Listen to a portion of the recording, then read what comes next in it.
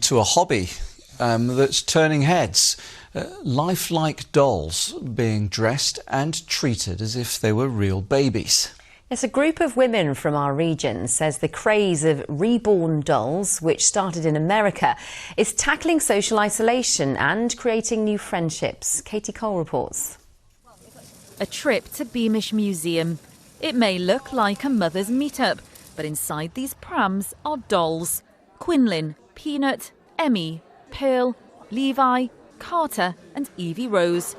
Along with their owners, they're part of the Beamish Vintage Pram Group. When I first started it, it was literally just get together for the prams, just to see all the prams together. And then I found over the years that the ladies meet individually and friendships have formed, and it is really nice. Even though we include the dolls and the prams, it's predominantly the friendship, and we just use this as the thing that brings us together.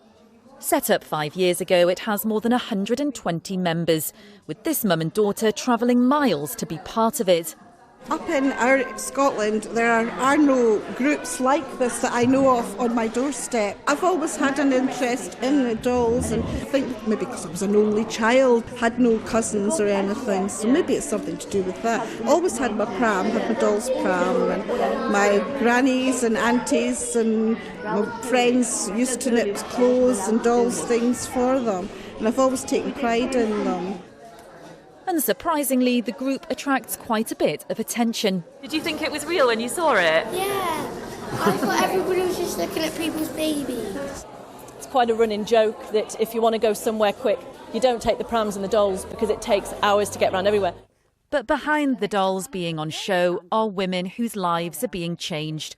Eve and Evelyn both have grown-up children, but with their babies, regularly visit each other's homes. I probably wasn't a friend person, because I used to always think friends were too much hard work. So I've had very few friends in my life, but no, I love the friends that I've got now and that this hobbies give us. I'm not isolated. I could easily become socially isolated before. I've got like mental illness and I really suffer from depression in times when I don't go out, and it's really been good for my confidence. We will get the odd one saying, why do you do it, or oh, they're weird. If they're weird, don't look at them, that's fine. This is the baby boy section. That's Anna's clothes, and I've got a new boy coming probably about Christmas time, and I've just bought him that. Like real babies, these dolls come with a lot of accessories. Evelyn's spare room full of clothes, and she has a dedicated nursery. I love Peter Rabbit. I always wanted them for me kids when they were little, but never ever got round to doing it. And when it comes to Evelyn's most prized possession, meet Ivy. She came from Australia. She's a full body silicone.